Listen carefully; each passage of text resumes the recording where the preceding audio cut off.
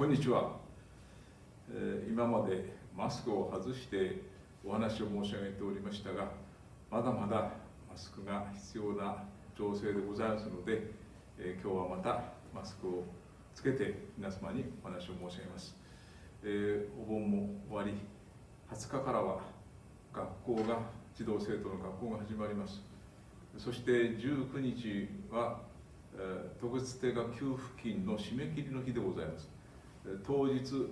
消印で有効でございますので、まだ郵送しておられない方は、ぜひ19日までにの発送いただき、投函いただきますようにお願いいたします。本市が公表してまいりました新型コロナウイルス感染症罹患者は3月14日から7月までの3ヶ月半で9名の方が罹患されましたが、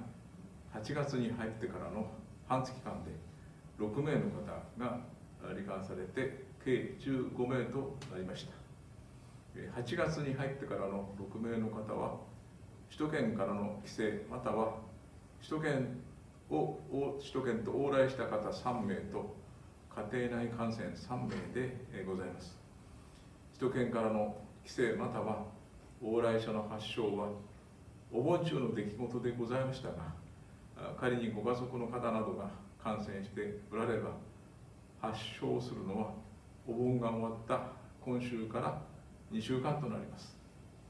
すでにご案内のとおり、最近の全国的な傾向を見ましても、いわゆる繁華街等での感染から職場内や家庭内での感染が増加しております。また家庭内感染によりまして罹患される方も若い世代中心から中高年の方の感染増加が見受けられます。帰省されたご家族を迎えられた方、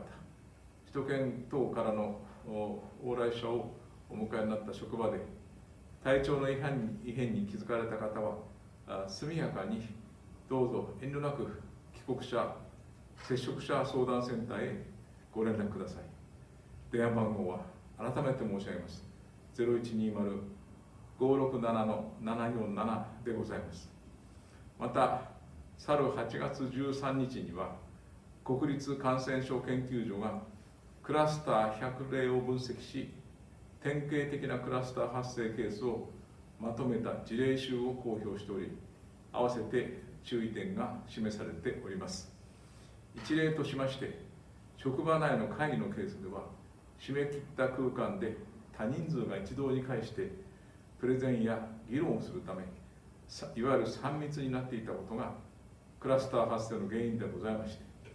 対策といたしましては、ウェブ会議の導入や換気の徹底、十分な間隔、2メートル以上ですね、そしてマスクの着用を提示しております。他にも昼カラオケや接待を伴う飲食店等でのクラスター発生事例等々、その対策を示しておりますので、市民の皆様、事業主の皆様も、この事例集を十分読んでいただきまして、感染拡大防止にお役立てくださいますようにお願い申し上げます。事例集は、国立感染症研究所のウェブサイト、または郡山市ウェブサイトにもリンクを掲載しますので、ご確認ください。連日、猛暑が続いており、体調を崩されている方もいらっしゃるかと存じます。全国各地で熱中症による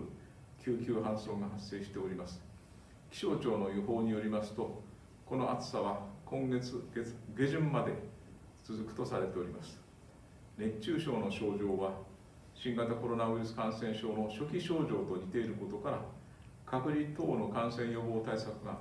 おろそかになってしまうことがあるため、特に注意が必要でございます。市民の皆様には、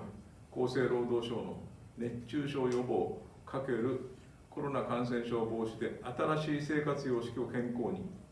をご参照いただきまして、こまめな水分補給や換気をしながらの冷房、2メートル以上の十分な距離がある場合は、マスクを外すなど実践いただきますようお願い申し上げます。こちらも市ウェブサイトにリンクを掲載いたします。結びに引き続き健康管理と維持増進に努めていただき、残暑厳しいこの時期を乗り切っていただきますようお願い申し上げまして、本案家の皆様へのご注意と、そしてお願いを申し上げました。令和2年8月17日、郡山市長白川正人、どうぞくれぐれも換気の良好なところでよく手を洗われ、そして